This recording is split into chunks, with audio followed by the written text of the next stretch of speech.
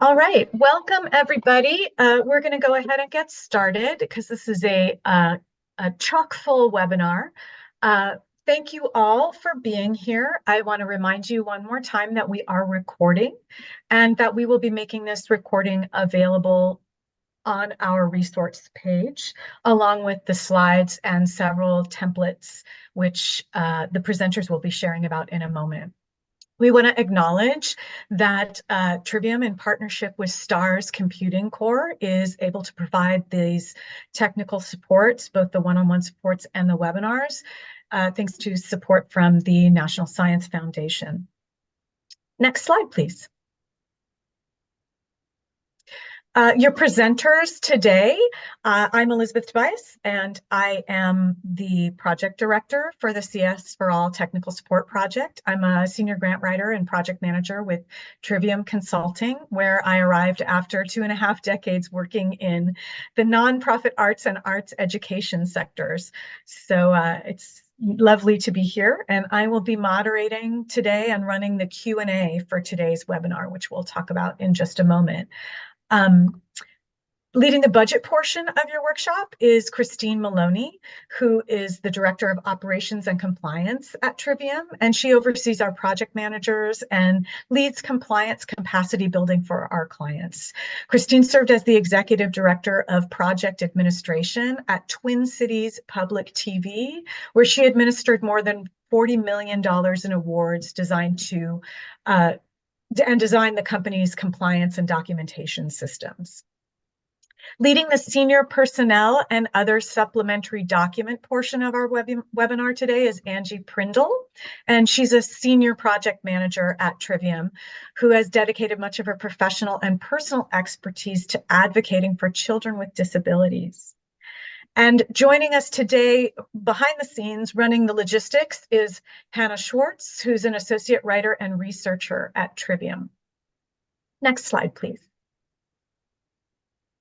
So as I mentioned, I'll be running the Q&A board today. You may have noticed already that the chat is disabled. We'd like to be able to keep the presenters on track. So what we'll do instead is you'll drop questions into the Q&A, and if there are ones that I can just answer in writing offline, I will do that. Otherwise, we will have plenty of time at the end for a robust Q&A, as we know a lot of these situations are fairly specific.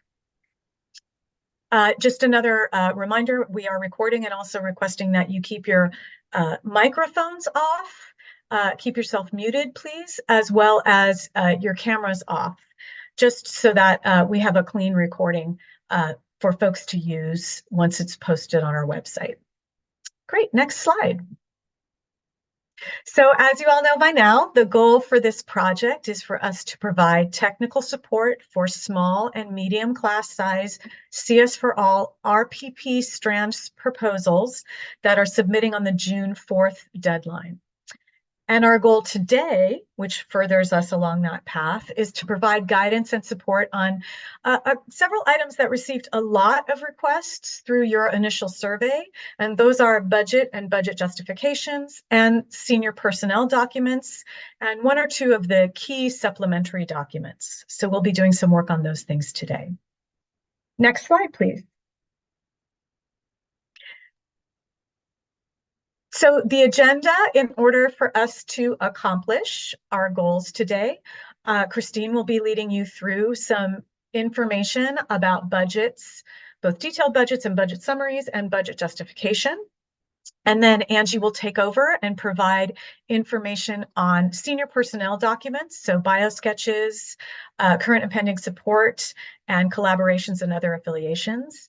And then Angie will continue on with support on a couple of additional supplementary documents, the data management plans, and the FEORs. And then we'll have time for a Q&A at the end. Next slide, please. So just a reminder of important dates. First of all, we added this one, which is on May 20th. That is when the new NSF BioSketch and current and pending support forms take effect. Now, that doesn't mean that you get to use the old forms if you apply early, because that deadline has to do with, or that change of forms has to do with when the deadline for your proposal is. So any proposal that's deadline is, say, June 4th, is required to use the new forms. So for those of you who are doing great work and trying to submit early, please make sure that you don't submit before May 20th because your forms will be inaccurate and then you'll wind up getting that kicked back to you later on. And you don't want to add that extra work for yourself. And then, of course, a reminder that June 4th, 2024 is the deadline for the CSforAll proposal, and they are due by 5 p.m. of the submitting organization's local time. Next slide, please. A quick reminder of the merit review criteria and solicitation specific review criteria for this solicitation. The regular NSF merit review criteria applies, which is intellectual merit and broader impacts. How does your project advance the field? And what potential does your project have to impact society? And the CSforAll also has the solicitation-specific review criteria of broadening participation in computing, or BPC. And just a reminder that there are specific questions in the solicitation that they ask you to address. And they say in the solicitation, in bold, that proposals that do not adequately address these additional criteria will be declined. So this is central and core and important to the competitiveness of your proposal. Next slide. So now I'm going to turn it over to Christine Maloney, and she'll be leading you through a fairly high-level overview of the process of creating and submitting a compliant budget summary and budget justification. In addition to the information that she and Angie are sharing today, I just want to say again that we will be uploading templates and some redacted samples of many of the documents that are referenced in our webinar today to our resource page. And we'll also add these slides and the recording. For those of you who had requested budget support, after all of this stuff is uploaded, I'm going to be sending you a survey just to check in and see if your budget support needs have been met or if you have additional needs that you still would require some one-on-one support on. All right, take it away, Christine. Hello.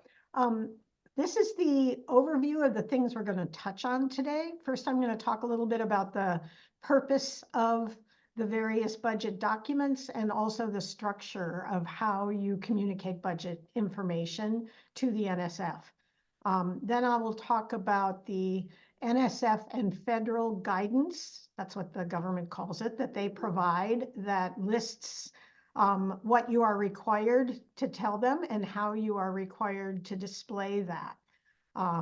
Then I will talk about the two different elements that you submit to the NSF, which is your budget summary and the budget justification, what those look like, and some tips on how to make those happen for you. And then the last thing I'll touch on just very briefly is I'm going to identify a few things that in the federal guidance are sometimes counterintuitive in the way they are described and are frequently misinterpreted by people who are sort of new to the process.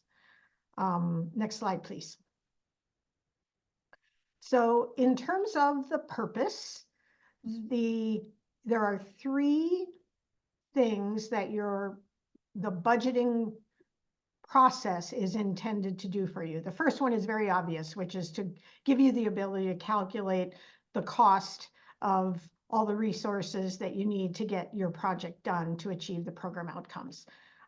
The other two are less obvious sometimes. So this second one is really important because it's also it's a requirement, but it's also an opportunity. So your budget and your budget justification together are the things that demonstrate to the NSF and to the panel who's reviewing your proposal that you have a very good working knowledge and understanding of what resources it takes to get your project done, which is one of the things they are assessing when they determine whether it's appropriate to make an award to your organization or not. And so this is where you can clearly paint that picture that you understand what you're doing and what it's going to take to make it happen.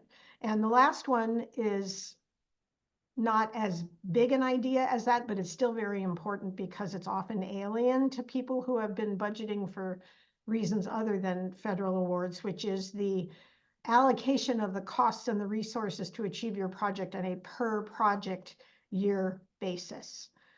The structure of doing that is broken into two types of documents that you provide to the federal government. One is the budget summary, which is a very, very summarized roll-up of all of the costs in your budget, and it rolls up into 6 budget categories, which are personnel, fringe, equipment, travel, participant support, and other. And some of those have a couple of subcategories, and one of the resources we'll provide to you after the webinar is a layout of those categories and subcategories with a brief glossary for each of them that should help you figure out which costs you need to roll up where in your display to the federal government.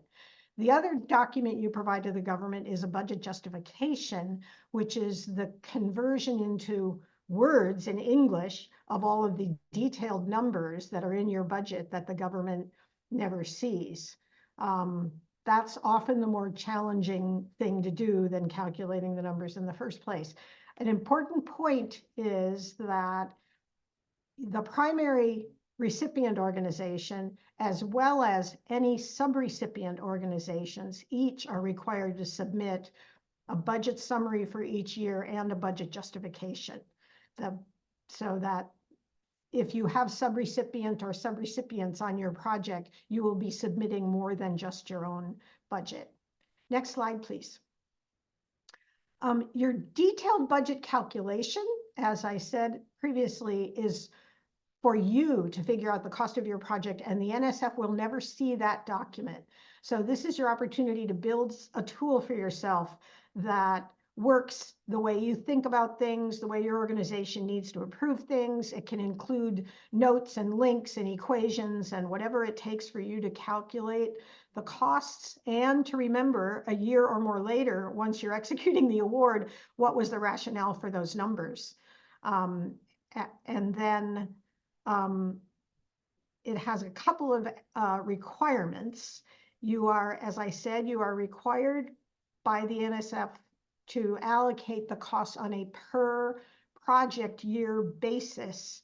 And that can be more challenging than it sounds, because that means that you need to get your project design team to establish a project start date that will stay the project start date before you start building the budget. Because if you start that work and you get into building all those details, and then the date shifts as to how that 12-month cycle falls across your spending timeline, we'll end up with a lot more work, and frequently it also generates errors. So we strongly recommend that you wait in the budgeting process until to start that work once the project design is locked in terms of its timeline. The costs that you include in your budget must be actual costs that appear in your organization's general ledger. So if you work at an organization that allocates costs differently on the basis of a rate sheet or on fees or rates that you charge the public for use of services, or internal charging rates or anything like that, you cannot use those numbers in this budget. You have to use the actual cost for each individual item or each individual amount of time provided by a person, which means you need to use people's real salaries, for example, in your calculation. When you report those expenses to the government, each time you report expenses, you are also required to certify that those expenses are represented in your general ledger. So it's very important that those are the numbers that you're using when you do the calculation in the first place. Each person in the senior personnel category overall, which is a catch-all phrase for PIs, co-PIs, and people that are designated senior personnel.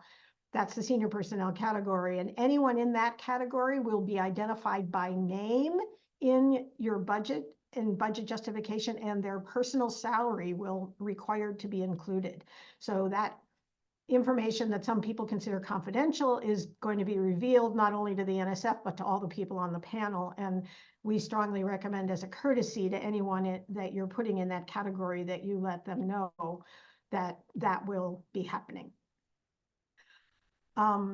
Some of those people may come from outside your organization, and so sometimes it's a challenge to figure out how you're going to get that information from people in order to be able to put that into your budget. You sometimes have to deal with administrative departments at universities and things like that to get that information. All the other salaries of people who are not in the senior personnel category are aggregated in the budget summary into top types of workers, such as grad students, other professionals, et cetera, and their salaries are aggregated together. And in the budget justification, you identify those people by job title, not by name. So those people's salaries are not personally revealed.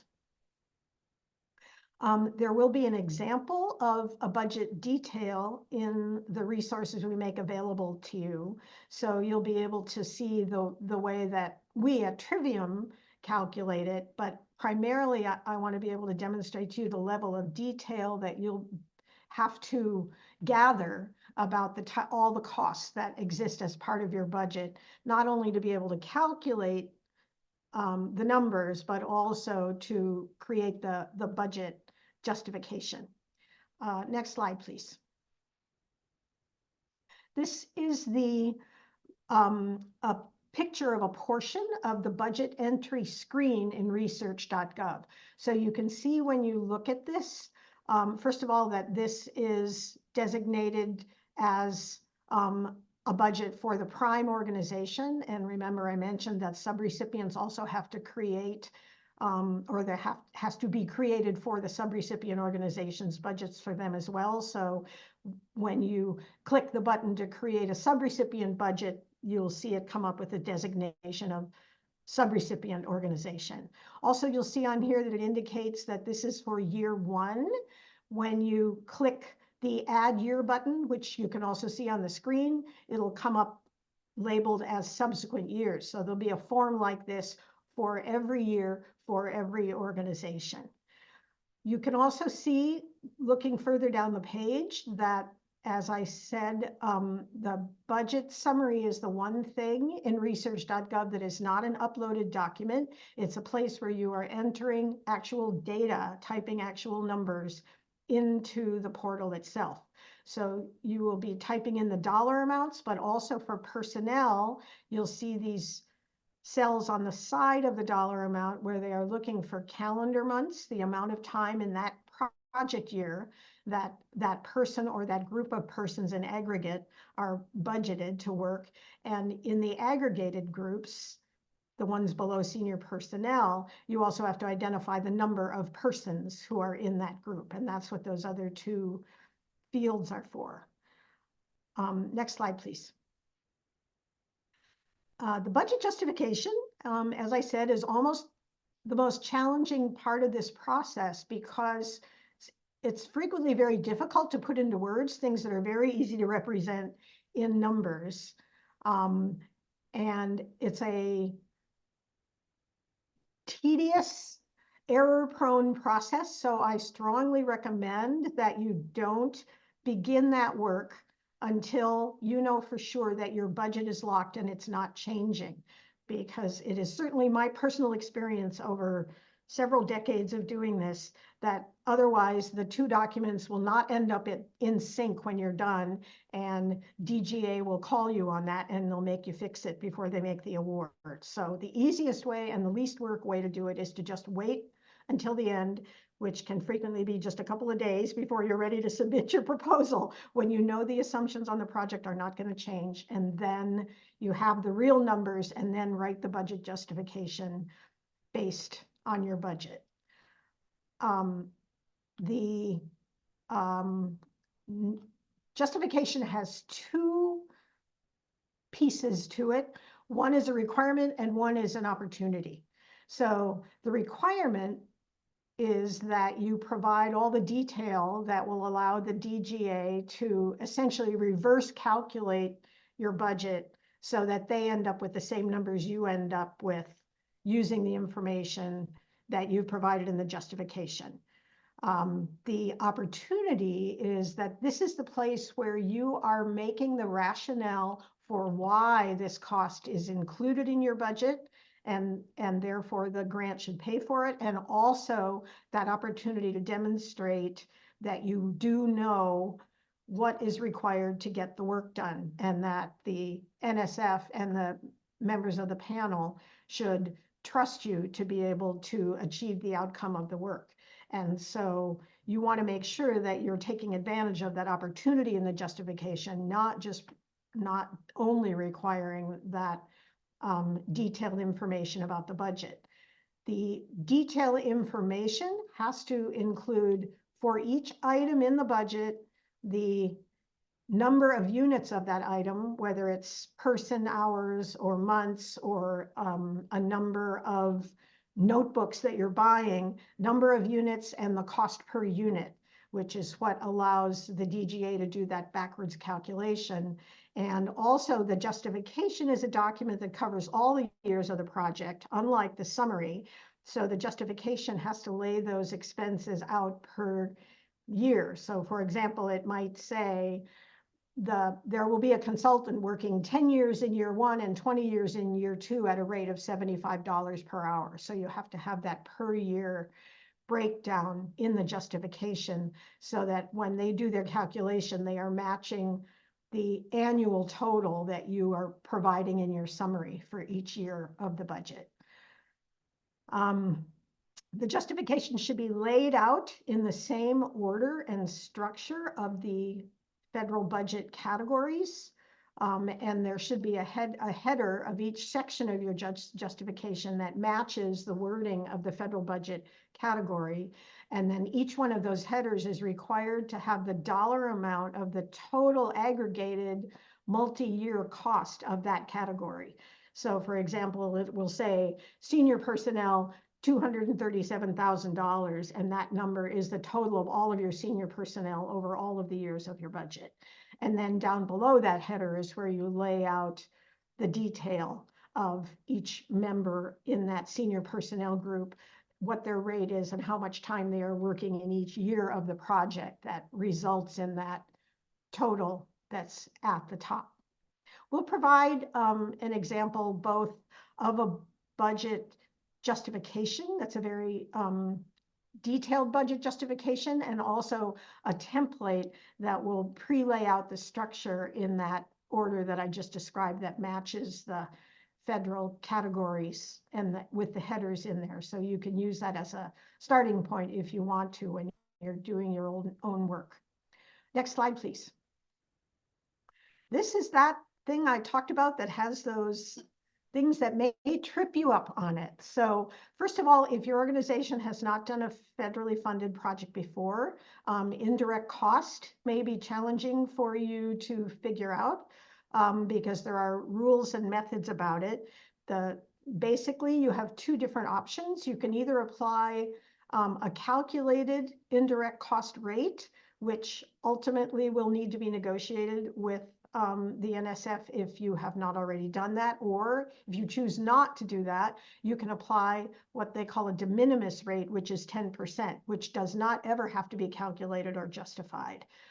Typically, organizations will find that if they calculate a rate, it's higher than 10%. But you must include indirect cost in your budget. It's not allowable to exclude it entirely. So at minimum, you have to have that 10% in the budget. And there are some things that are excluded from indirect cost, et cetera, et cetera. So that's why it can be confusing if you haven't done it before. Fringe benefits is also a situation where you have an option to calculate an averaged rate if you want to, or you may use actual expenses if you track fringe per person in your general ledger.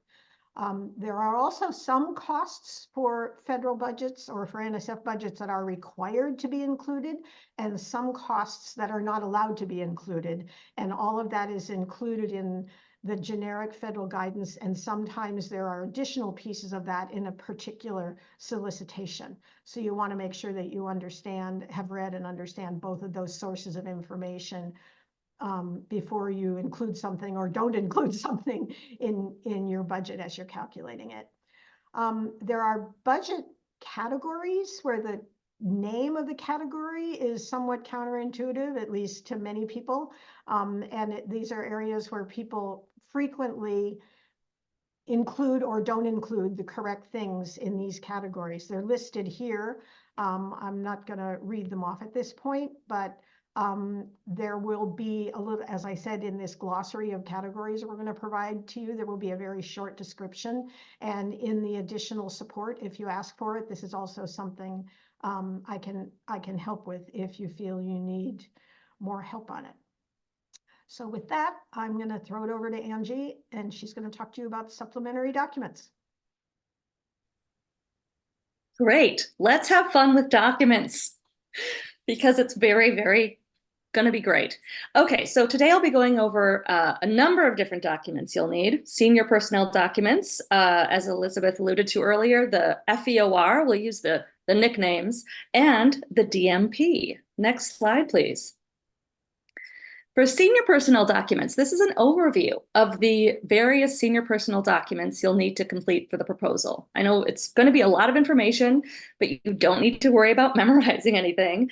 Like Elizabeth and Christine have said, we'll be following up with detailed step-by-step information in the form of video tutorials, info sheets, and templates to help you navigate all these forms. One thing I do want to note up front is that for every person you decide to designate as a senior personnel, these 4 documents will be required for each and every individual. It is a lot of documentation. We recommend that you be very selective about who you categorize as senior personnel in your proposal and limit this to PIs and co-PIs, along with any individual who will add significant value to your proposal because of their credentials, experiences, or the unique expertise they bring. Next slide, please. You'll be getting very familiar with these 2 sites. 2 of the senior personnel documents, the biographical sketch and the current and pending support forms, are required to be completed in Science CV and then certified and uploaded into research.gov, along with the rest of the documents for your proposal. Next slide. You may be asking, what is Science CV? Let me tell you. It's an electronic system that helps researchers assemble the professional information needed to participate in federally funded research. Science CV gathers and compiles information on expertise, employment, education, and professional accomplishments. It allows researchers to describe and highlight their scientific contributions in their own words. You can access Science CV by linking it to your research.gov account. Again, we'll share detailed information on how to go about this after today's webinar. Next slide. The BioSketch is just what it sounds like, a form that collects your biographical information. This includes your name and your primary institution, your schooling, degrees, and/or certifications, and positions you have held, both paid employment positions and volunteer or service roles. Think of this document as a storytelling tool for each individual, highlighting the experiences and credentials that prove you are incredibly well qualified to do the work you're proposing to do. Next slide. Now we've laid out some tips, and there are many to help you with your BioSketch. First of all, as Elizabeth mentioned, the NSF is in the process of implementing new forms for the BioSketch, as well as the current and pending support. So when you go into Science CV to create this form between now and May 20th, please be sure and select the NSF BioSketch that is labeled for proposals due on or after May 20th. If you go into the form on or after May 20th, you don't have to worry about that. You won't need to make that selection because the old form will be removed and this new one will be the only one that is available to you. So this is a ready-made, formatted, ready-made form that you will fill in the blanks to complete. It's kind of similar to a tax form, but a lot more fun. There's no page limit for BioSketches. I also want to call out in the first section where they ask you to provide identifying information, there's a space to add and link your ORCID ID. That stands for Open Researcher and Contributor ID. This is an optional step. So if you have an ORCID ID and you want to link it, go for it. And if you don't have one, that's okay. You don't need one for this proposal. So please feel free to ignore that and just skip that step entirely. There is also a really helpful feature that lets you add a delegate, so somebody else can help you fill in your form.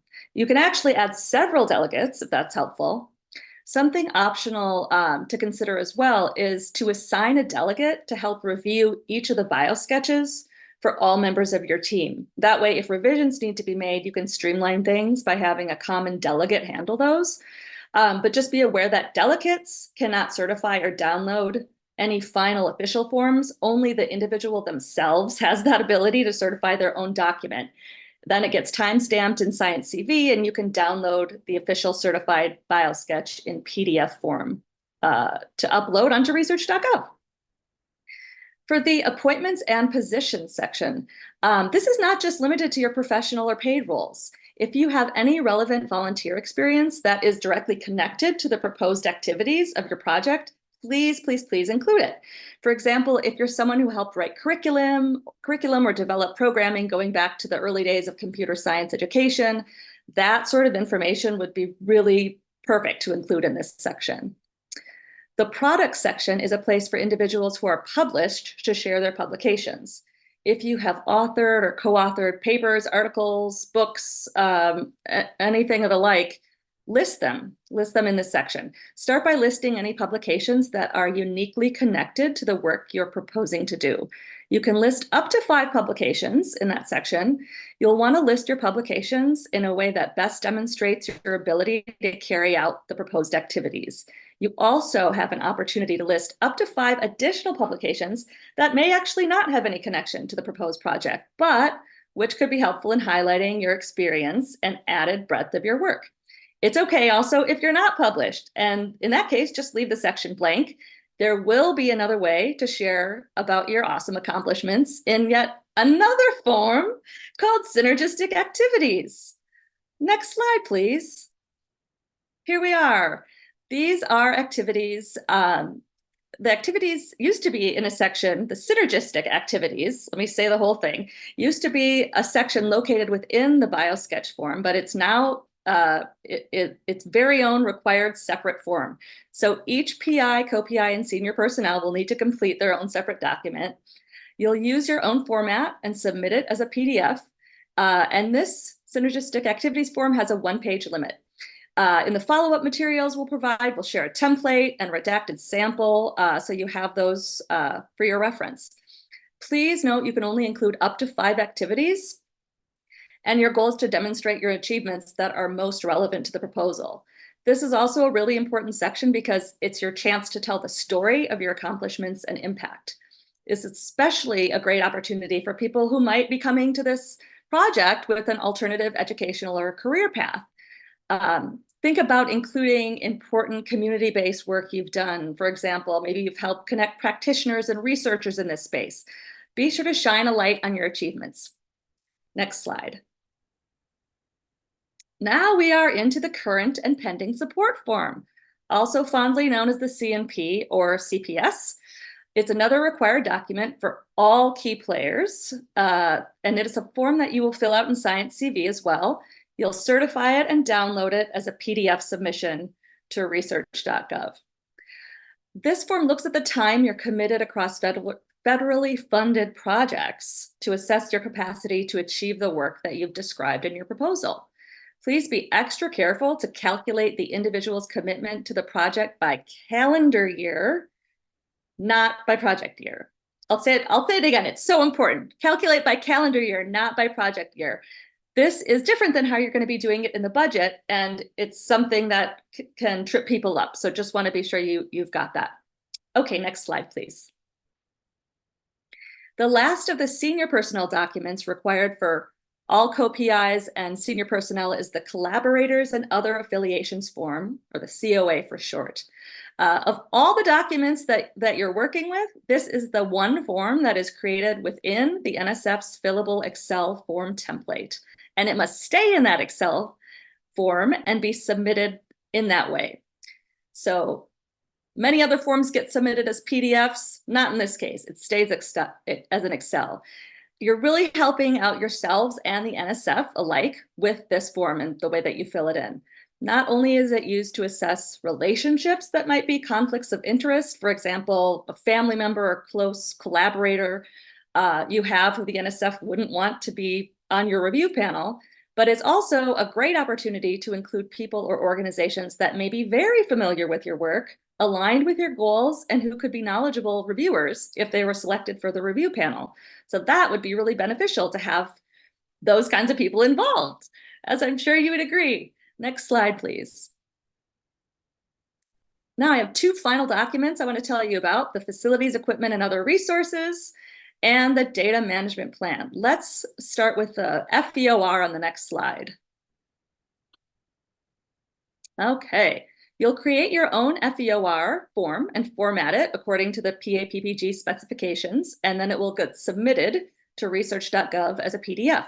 We'll provide a template form and a redacted sample for you. There's no page limit for this form, and this is an important thing to note. There's actually only one FEOR for the entire project. So one single form that will be the combined content of the primary recipient and all partners. The purpose of this one form is to describe any internal and external resources that are not already being requested in the budget.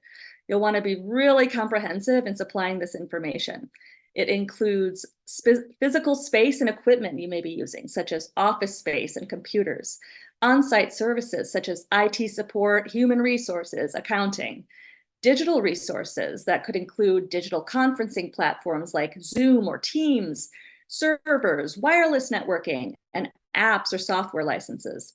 And then partner resources. What resources might your partner organizations be providing? For example, maybe you'll be holding meetings that take place in school classrooms, or you'll be gathering at other community sites. You'll want to make sure to list all those as well. Next slide, please. This is the final form that I want to share with you today, the Data Management Plan, also known as the DMP. As with the FEOR, you will create your own form for the DMP, adhering to those PAPPG specifications, and submit it as a PDF on research.gov. This is sounding pretty familiar, I bet. We'll provide a template form and a sample for your guidance. There is, like the FEOR, only one DMP for the entire project, one single form. So everyone attached to the project who will be generating data will need to include content in this shared form.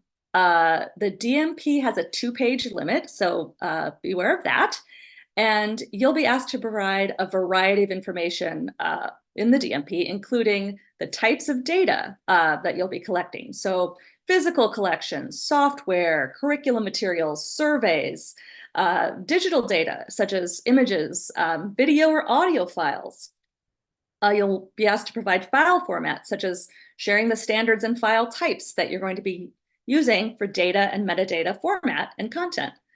Another category that they'll want you to provide information on is the privacy, access, file securing, and sharing. So what are your policies for data access and sharing, for protecting privacy, for storing data, and keeping it confidential and secure? The reuse and distribution. That is another section. How might you be reusing this data in the future and sharing it? And then finally, archiving. What are your plans for archiving data, preserving access to it? What kinds of data will be made available to researchers after the project is over? So I know I've thrown very, very much at you, but that's why we have questions in this webinar. So I'm going to hand it back to you, Elizabeth, to take us away.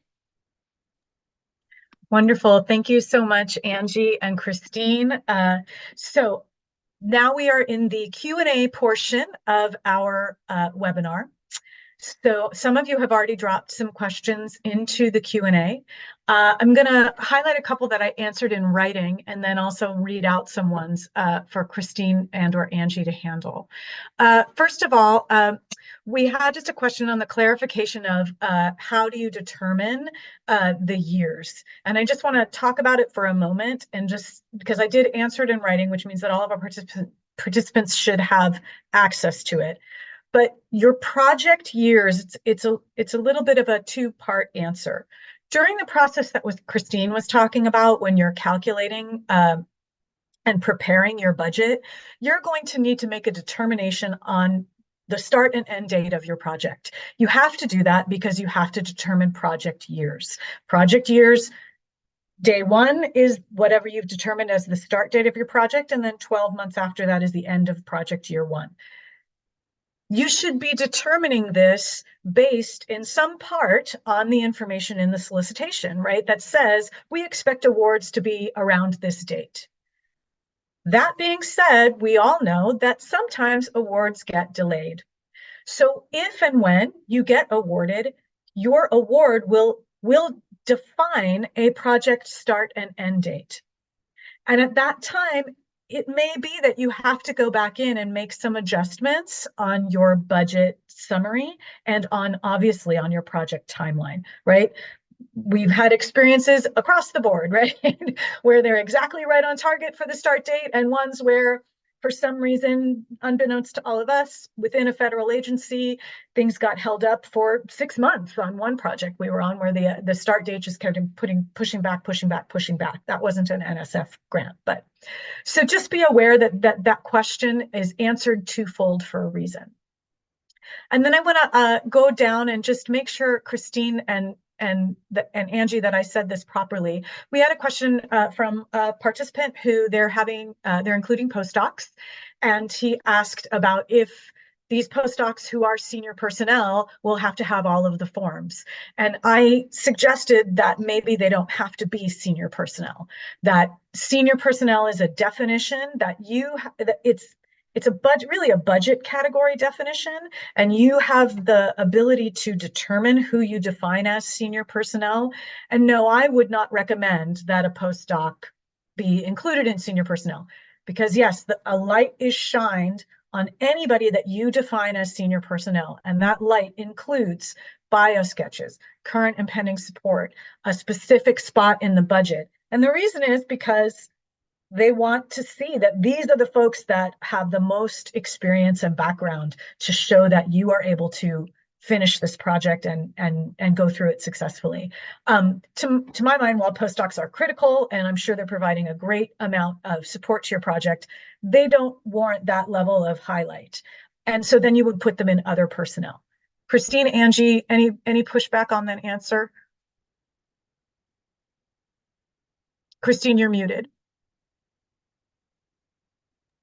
No, there's no pushback on that answer. The postdoc is a separate budget category. That's what I thought, yeah.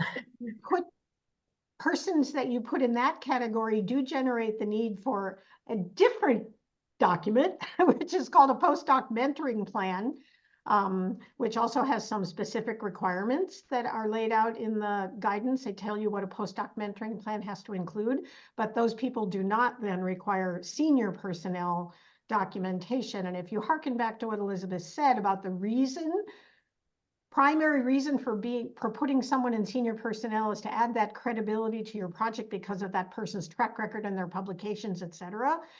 Typically, postdocs aren't at a point in their career where they're bringing that much of that to the table. So you may call them a senior person as a job title on your project when you're implementing the project, but in terms of the budget category and the project description of senior personnel, we would not recommend, and typically I don't think I have ever seen a postdoc put into that category of senior personnel. And that was the question I didn't. So Fred, that was the one I wasn't sure about, is if they had their own budget category, and in fact they do. And just to also further delineate about postdocs, it is now not just the postdoc mentoring plan, it's the postdoc and graduate mentoring plan. So if they're graduate students as opposed to postdocs, all of the same information applies. Great, let's move on. So we have a question. Christine, I think this goes to you. Can you talk about the 2-month salary limit? How strict is that? The regulations say you can't go over that, but that you can go over that, but you have to disclose it so it can be approved. How do you disclose that how do you disclose that you will go over the 2-month limit and justify it? Okay, so first of all, I want to clarify that 2-month limit, or 10% of an FTE, or however you want to describe it, is based on all federal work, not just this project and not just NSF. So on your current and pending support form, as Angie told you, you are revealing all of your work, including any of your work that has federal funding. And if in any calendar year, which is why the current and pending form is laid out by calendar year, in any calendar year where those percentages total more than that 2-month limit, That's where the problem is. The way you reveal it is in your budget justification. So you are making essentially a waiver request of that rule when you write the budget justification. And typically what we have seen, the reason that a person crosses that limit is because they have responsibility as a PI or a co-PI, which is leadership responsibility, but they also have hands-on task accomplishment duties on the project that are not related to them being a PI or a co-PI, but are related to their expertise and their job and what the organization needs in order to get the project done. And so if you describe it that way on the budget justification and say, we're requesting a waiver for our PI, Joe Schmo, because in addition to the traditional PI duties of project leadership, he also has to do these other things. And you spell out those other tasks that justify why he has more of his time in the budget. If the award is made with that budget justification as part of your proposal, that making of the award constitutes the approval of the waiver. If you have not requested the waiver in your budget justification, then DGA will reach out to you on the basis of your current and pending support form and say, hey, you've exceeded the limit here. And then you will have to request the waiver at that point in time and get that approved before they would make the award. So it's a really good idea, particularly if you're dealing with some senior personnel who are outside of your organization, to early on ask them whether you think that their time on this project is going to tip them over the edge of that number because of other projects they may already be working on or have submitted. Because remember, it's current and pending. It's not just funded projects. It's also pending means projects you have requested funding for that have not yet been determined. So ask them to let you know if they're going to move into that region where they've tipped over that number, and then you can include that waiver request in your budget justification. And I would just add to that, makes a strong case as to why you want those senior personnel docs done sooner rather than later. I think sometimes folks leave them to the very, very last minute because, who wants to go in and redo their CV, which is essentially you're laying out your CV in a different way. But this gives the person who is putting the proposal together a heads up on what they might be facing down the road. And it allows you to include that information in the budget justification. And that way it saves you time on the back end. Great. So we had two different questions about RUs.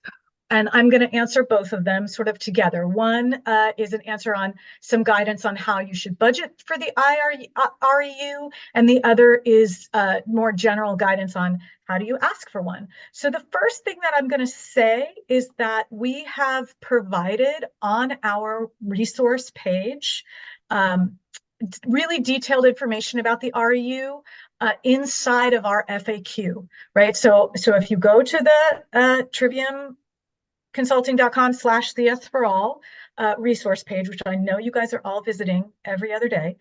If you go there, the first item on the top of the resource documents that are available is the FAQ, and it was just updated at the end of last week, I believe, and it has detailed information about the REU. So that's the first thing I'm going to say is go there because there's a lot of information there.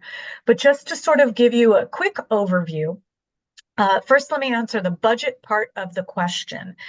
There are specific guidelines as to how you ask for this supplement and where you ask for it. You want to include it as part of your budget justification with a separate explanation of the proposed REU supplement request included in it. There are expectations as to how much it will or will not cost, but in general,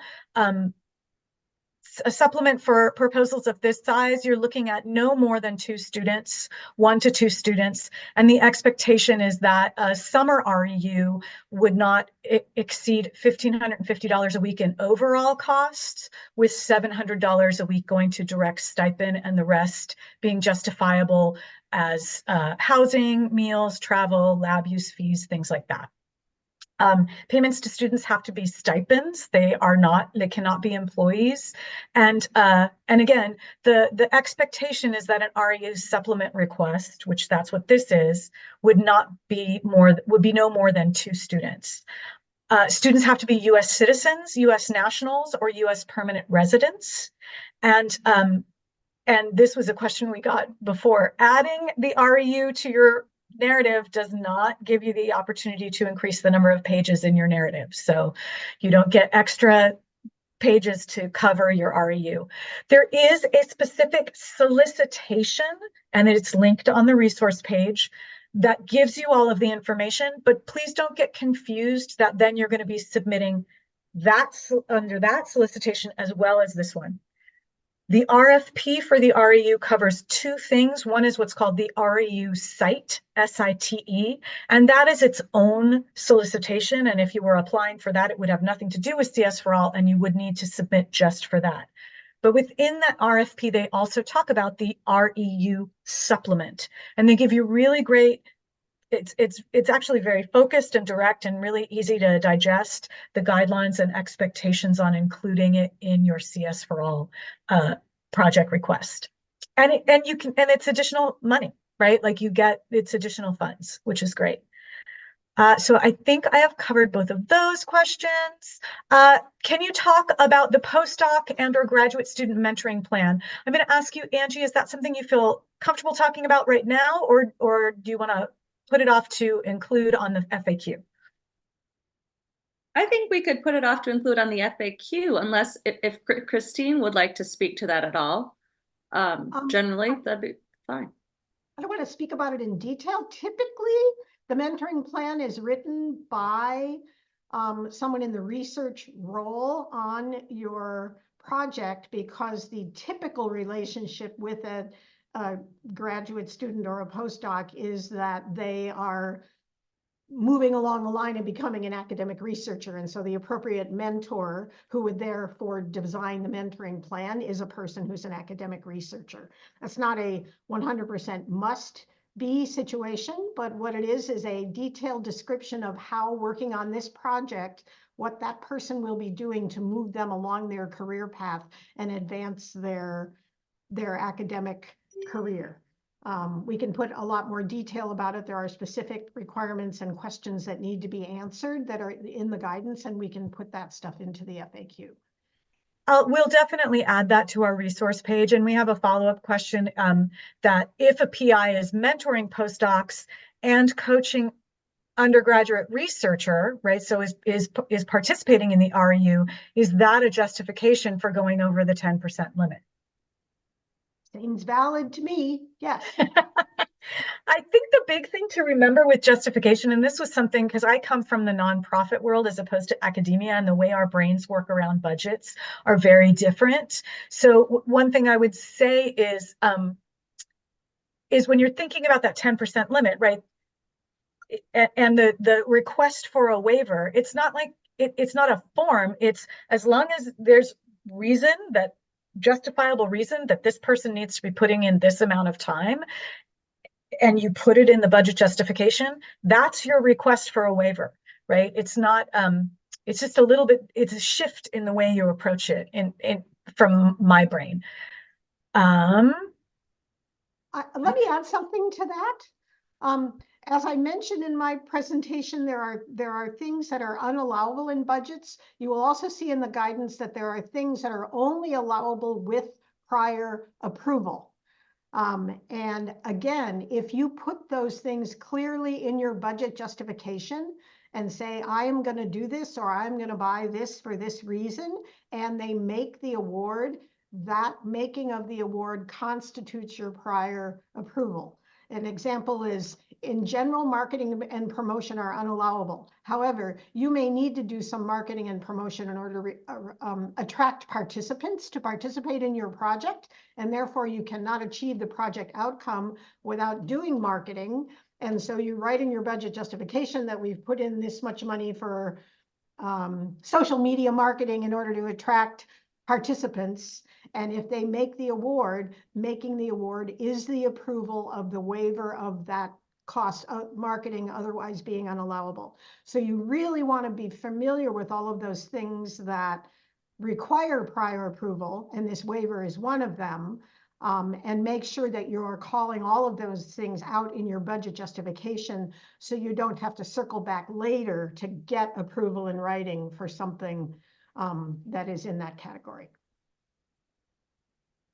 Wonderful. So perfect timing. We are done with our questions. So we can go to the next slide, please, because I want to talk for a moment about next steps.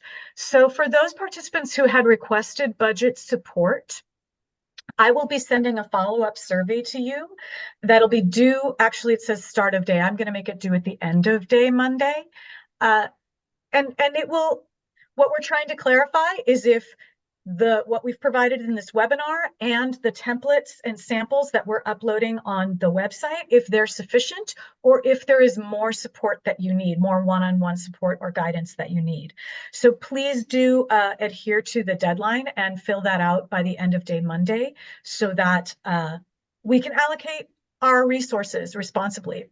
And then for those participants who requested BioSketch or data management or FEOR support, after this webinar today and after reviewing the templates and the samples that we're going to put up on the resource page, if you still think that you need additional support in order to execute your DMP or your FEOR or your BioSketch, please email me at CSforAllSupport@triviumconsulting.com.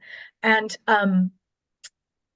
again, let's wait until Monday on that, right? Because let's give you time to actually review those documents. Because hopefully the guidance we've provided here, along with those documents, should set you on your path without needing to arrange a one-on-one meeting with Angie. But if you do need that, let us know. Next slide, please. When those documents will be available? The documents will be uploaded by tomorrow. Okay. So those will be uploaded by tomorrow. Great. Today. Great. So then our last slide is just to say thank you so much again for joining us, to remind you that you can email me at CSforAllSupport@triviumconsulting.com, and to keep visiting our resource page, which is at triviumconsulting.com/CSforAll, or if you go to our website, there's one header that says CSforAll, and keep moving forward, and we look forward to continuing to support you all and seeing your amazing proposals come to fruition. Thank you all so much.